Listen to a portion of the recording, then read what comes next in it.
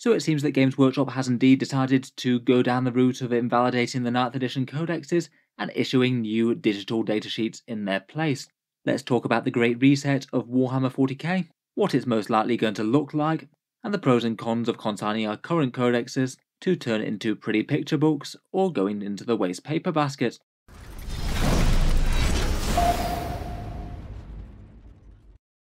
Hello and welcome back to Warspets Tactics, where it really is an exciting time in Warhammer 40k. We've been talking 10th edition for the past day or so, and I feel like now Games Workshop has confirmed their full index reset, it was well worth a video to talk about what it's going to look like, and perhaps commiserate with the Guard and World Eaters players who have just got their codexes only to have them invalidated shortly after. As I'm sure most of you are well aware by now, Games Workshop have now confirmed that their 9th edition codexes will soon be history. They haven't given us the exact date of 10th edition other than summer, but it seems likely to be on this side of summer rather than the far side. My guess would be around about June or maybe early July. We most definitely still have a fair few months to go, plenty of Warhammer games to go in 9th edition yet, but having the end of them announced is certainly big news. With the rules reset, as with 7th to 8th edition, they have confirmed that it is going to be both core rules and codexes that are getting changed. A bit more drastic than the more subtle resets where we got from 8th to 9th, where they basically just polished up the core rules and then gave us a fresh round of codexes with more in-depth rules layered on top. Games Workshop have said that both the core rules and the individual army rules will be provided free to download at launch, though as we've talked about in a second, the rules offerings might be a fair bit pared back, not quite as much complexity or depth as we've had in 9th edition, though obviously that has big pros as well as cons. It kind of goes without saying that picking up the 9th edition codexes is a bit questionable at the moment, a bit awkward for anyone who does want to get into Warhammer 40k armies at the moment. I still say that they're not utterly useless if you're going to get some good value out of them for a few months. It is just worth being aware though that they're basically going to turn into picture books and military galleries after 10th edition comes out, unless you continue playing 9th. For the 10th edition rules rollout though, Games Workshop really have actually given us quite a lot of hints and some specific teasers as to what's going to be happening, and between what they've said and some logical guesses, I feel like we've got a pretty good understanding of what the 10th edition offering is going to be. Obviously exactly how the core rules are changing isn't really known too much at this point. We've seen a bunch of interesting hints on datasheets, but I'm sure there'll be all sorts of shake-ups to the other aspects of the game, everything from rules for reserves, terrain pieces, and the way that models move, shoot and fight, all of that still to come. My biggest hope with this one is that they actually release all of them this time. They had a core rules download for 9th edition, but it was kinda bad. It was the rules for your models interacting, but no rules for, say, playing on a table with terrain on it, and no proper mission rules either, just a very basic get you started one. I feel like that one was kind of inadequate really.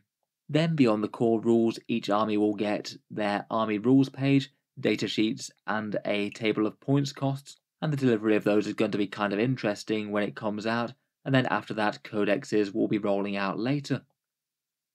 First up, for the pages of army rules, at the moment it's not enormously clear how this is going to be delivered. I guess it will still be a digital download, but we don't know yet whether it's going to come alongside the other rules for the codex, or maybe even be included in the Warhammer 40k core book. GW have said that there's going to be 6 stratagems per army, a basic army rule or 2, things like Tyrannid Synapse that we've seen on their datasheets, and then they've maybe been a little bit sketchy as to warlord traits and relics and how well supported they're going to be. It might be just 1 per faction, or maybe a choice of 3.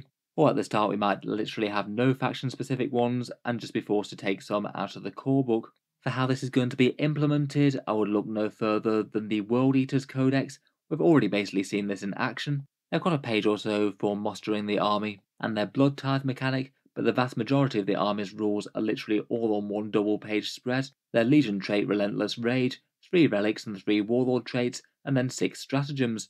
I'd expect to see a similar offering for each faction in 40k to get you going with the index style rollout.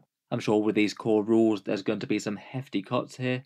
In 9th edition there's often pages and pages of supporting rules, things like points cost upgrades for certain characters, progressive turn abilities like say the Necron command protocols, and massive great big tables of warlord traits and relics, admittedly most of which don't get used that often, and enormous sub-faction rules. If we're paring this all down to maybe just 2 or 3 pages, then it stands to reason that the vast majority of this stuff is just going to be hacked out and gone. It will mean that jumping into a faction and understanding what they do is a lot quicker, but say if you're particularly attached to any one mechanic from your army, there's a good chance it might just be disappearing, whether it's something like Eldar Strands of Fate, or the Salamander's +1 to wound with flamer weapons. Obviously we don't know 100% that they're gone yet, but there is going to be a ton of stuff pared back in the name of simplicity and keeping the game a bit more accessible. I feel like perhaps the most interesting thing that we're going to find out about is how sub-factions are treated. We have had some hints saying that they'll work similar to the World Eaters and their disciples of the Red Angel Army of Renown. A set of rules that, rather than layering on top of the main rules, just works instead of them, so replacing things like the Legion trait equivalent or their stratagem access and their choice of warlord traits and relics. Perhaps one of the biggest questions at the moment is how Games Workshop is going to handle sub-factions in 9th edition. We're currently waiting on confirmation as to whether it's going to be working the same for things like chapters, say whether or not you'd actually get different rules for Necrons of different dynasties, or Eldar Craft Worlds, say same hand versus Beotan, or whether it might be a bit more like the World Eaters and you get sort of formations. Maybe for Space Marines you could have a first company force, stratagems and options to help Terminators, or perhaps some sort of infiltration and scout company building around Phobos Marines and support options. It'll be interesting to see how it unfolds. Then the next section, bar the core rules for the faction, are each faction's datasheets. Games Workshop have helpfully shown us off an example of these for the termagants, which are covered in depth in a previous video. Again, these ones will be free to digitally download initially, and then Games Workshop will also sell them as a data card pack as well. I think that's quite a nice idea, to be honest, to give people the choice. I'm sure a fair few people will pick up the cards just for ease of access and referencing. It'll be kind of similar to those Age of Sigmar War Scroll cards that you can get. This announcement means that we're basically not getting index style books like we did last time at the start of 8th edition, where you had things like your Index Imperium or Index Xenos, and you use the rules out of there. To be honest though, I think it is a fairly elegant solution. You wouldn't necessarily need to carry any paper into the game with you if you happen to use the rules digitally. And even if you wanted the reference cards for handy cheat sheets, you could just literally take the ones that apply to your units and not carry around all the rules for everything else that's normally in your codex. I guess that's at least the initial offering, though I guess codex releases will change that. As we've talked about already, the data cards will generally have some basic stats, not going too heavy on the layered special rules, but from the way that they were talking, it sounds like each datasheet might have one special rule that applies to that unit. Say for example like the Tyranid Termagants one where they react and run away when the enemy gets too close. The idea behind these is to put a bulk of rules away from things like stratagems onto the actual datasheets. Hopefully that should reduce a bit of decision paralysis and keep people a bit more informed as to what the unit can actually do, as it's just something that's baked into it as opposed to a possible option that you might or might not need to know about. I'd guess that overall though the amount of rules will be less, and the core interactions of 10th edition, at least initially, will be more driven by the actual mechanical numbers out of their guns and the stat lines of the models, and perhaps a little bit less so on stratagems and special tricks on the datasheets. Who knows though, they might have some super powerful ones. I guess it depends on just how impactful these rules are. And bear in mind that with an enormous unit overhaul like this, I'd be a little bit apprehensive for anything not directly sold by Games Workshop that might get cut. Games Workshop's been going down a no model, no rules policy, and throughout 9th edition they've raid rotated a whole bunch of things. Anything that's not currently being sold by them, or even doesn't have the right war gear within the box, does have a pretty reasonable chance of just never making it into 10th edition. I'd just bear that in mind before you go converting up some wild and wacky combination that doesn't come in the box that Games Workshop sells. There's a reasonable chance it might not be playable. Another trend that I think is possible as well is that we might see a lot more free war gear. That's been something that they seem to have been gradually ramping up towards the tail end of 9th, and for reasons around the points cost, it does seem that that could be a possibility that it's taken up to the next level. Speaking of which, an army construction type table sounds like it is the third part of the core rules for each army, and as previously, this will be more part of Games Workshop's balance update type thing, publishing the points costs for all armies at regular intervals. In general, that's been a really nice move for game balance throughout 9th edition, actually allowing them to tailor things to the current meta of the game rather than 6 months before they send the book to the printer, and it has actually allowed them to keep 9th edition balance somewhat under control towards the end. So far from Games Workshop, they've said that some units will get a battle line rule, which allows them to get taken more often. Army construction is generally really freeform. You can take up to 3 copies of most units, it would seem. and it seems very likely that they're going to be going down the Age of Sigmar army construction page for this, and we'll probably get these sort of pages for Warhammer 40k as well. These pages have a unit's maximum and minimum size listed on them. That's something that doesn't appear to be on the datasheets if that Termagant one is anything to go by. And then they have the unit's points cost per model, and whether or not it's a battle line or a leader unit or something like that. It does seem quite likely that we'll get something, seeing as all of these data points are missing from the datasheet. Perhaps the thing that it makes me most apprehensive about, though, is things like war gear. Are we going to get literally every unit in Warhammer 40k have free war gear, and then them just trying to balance it on the stats of the weapons alone? Or are we going to have a table that's a bit more nuanced than this, and some certain weapon upgrades will cost a bit more than the standard points cost per model? Finally, after the big reset and you get the core army rules, the points and the datasheets, Games Workshop will start the cycle afresh once more, and they'll have their army book codexes come out through the edition with more in-depth rules for each faction in turn. They've confirmed that these will be releasing throughout the edition, almost certainly starting with Space Marines and Tyranids as the title factions. That would mirror the codex releases that we've had in the past, and unlike the digital rules downloads, I'm sure that these won't be free.